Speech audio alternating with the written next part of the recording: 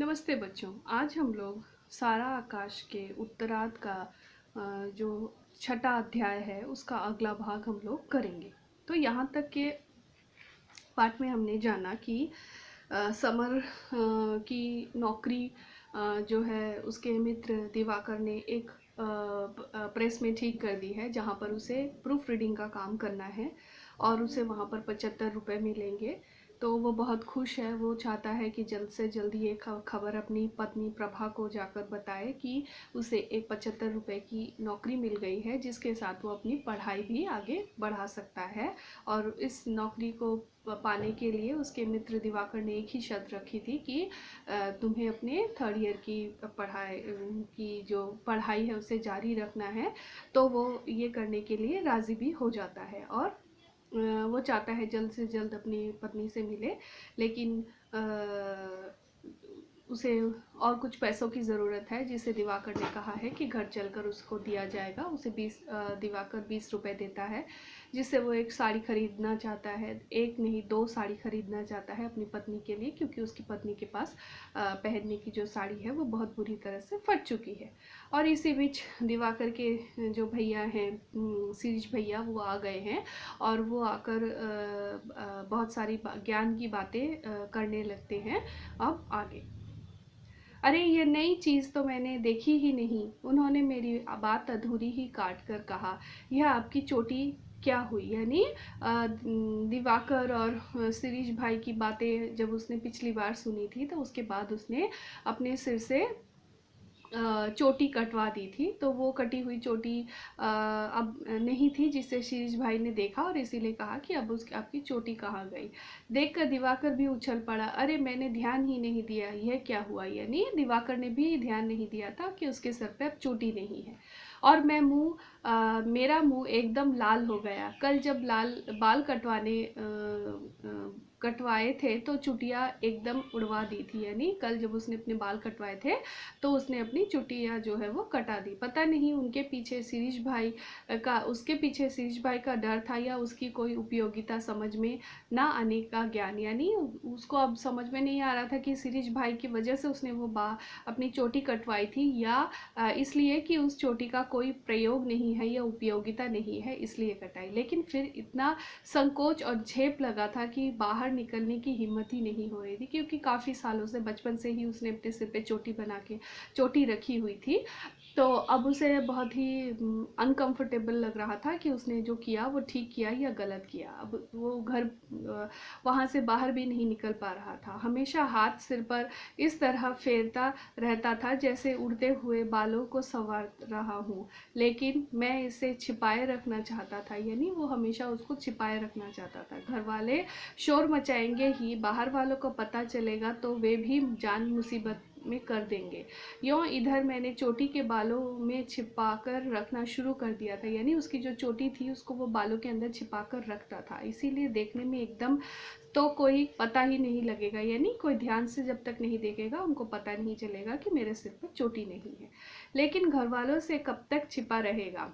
सुनने को मिलेगा जेंटलमैन बनने चले हैं। यानी अब वो चोटी के बारे में जैसे ही घर वालों को पता चलेगा तो घर में बहुत बवाल मचेगा, सब चिल्लाने लगेंगे जेंटलमैन बन के घूम रहा है, फैशन के पीछे पागल है, अपना धर्म कर्म कुछ नहीं, कुछ रहा ही नहीं। यानी अब इसको लेकर धर्म की बात आ जाएगी। यानी बहुत सारी ऐसी बातें आ जाएंगी जो वो सुनना नहीं चाहता।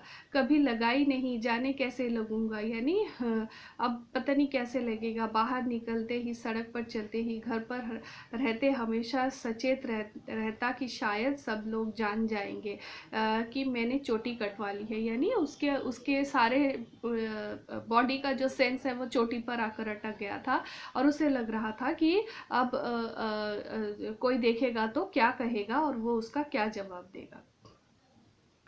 नौकरी पाने की खुशी में अब वह सब कुछ भूल चुका था। यानी अब उसको नौकरी मिल गई थी, इस खुशी में वो सब कुछ भूल चुका था कि ऐसी बातें भी हो सकती हैं, ऐसा कुछ हो सकता है।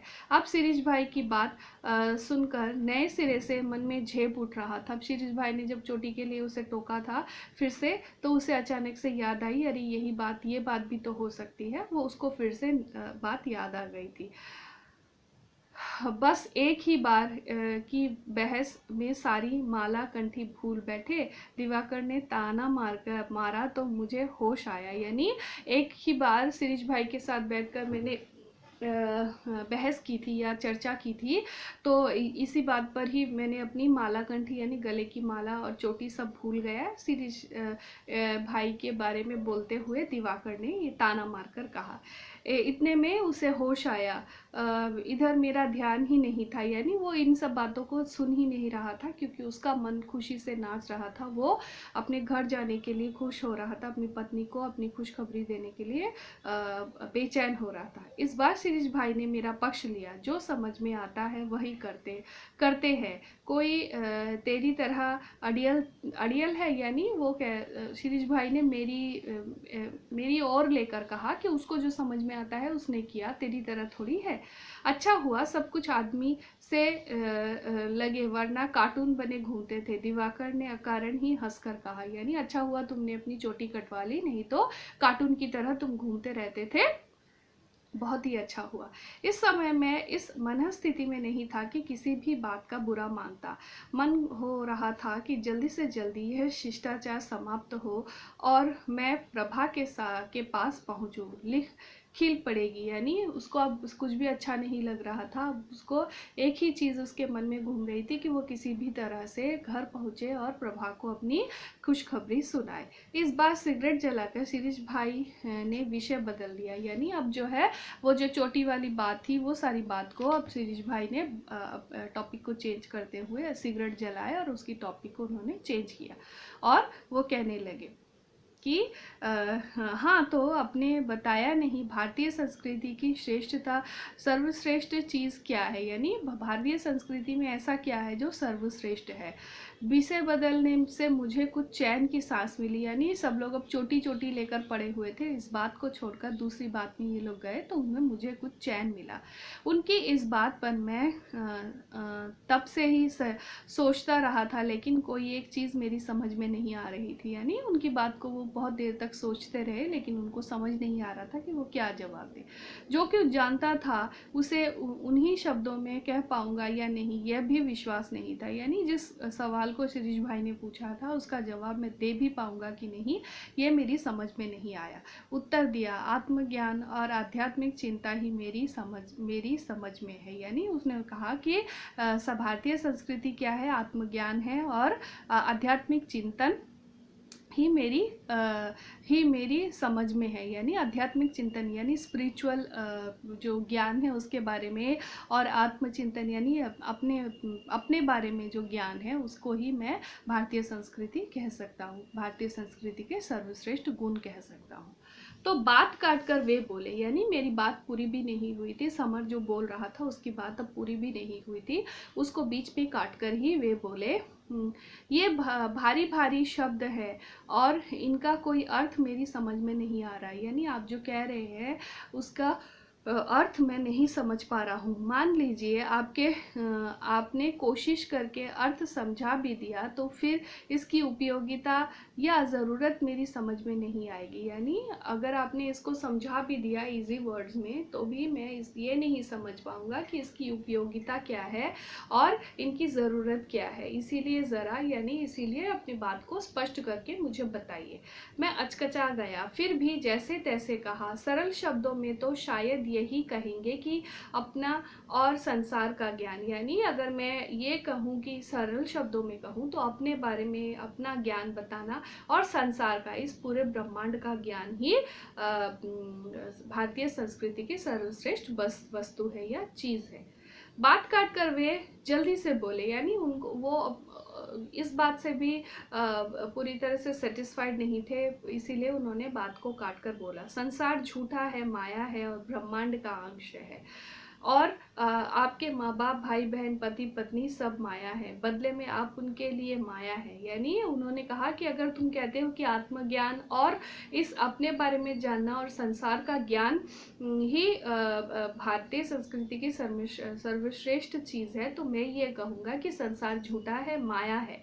ब्रह्मांड का एक अंश है और माँ बाप, भाई बहन, पति पत्नी जो भी हैं, सब कुछ माया है और तुम उनके लिए माया हो, वो तुम्हारे लिए माया है। इसीलिए इन सारे माया के बंधनों को तोड़ देना तो आत्मज्ञान होगा। यानी तुम ये कहना चाहते हो कि इन सबको छोड़ देना ही आत्मज्ञान है। भाग कर हिमालय की गुफाओं में चले जाओ तो यह सब आपके अपने आप ही छूट जाएंगे। यानी फिर शिरीष भाई ने ये कहा कि ठीक है, इस माया को छोड़ने के लिए तुम सब कुछ छोड़कर हिमालय में चले जाओगे तो फिर माया पीछे छूट जाएगी। शिरीष भाई हो करके हंस दिए। भाई वाह। यानी शिरीष भाई ने खुद ही उस बात का जवाब दिया और खुद ही जोर जोर से वो हंसने लगे। तो आज का पाठ यहीं तक। अपना ध्यान रखिएगा, ठीक से रहिएगा। धन्यवाद।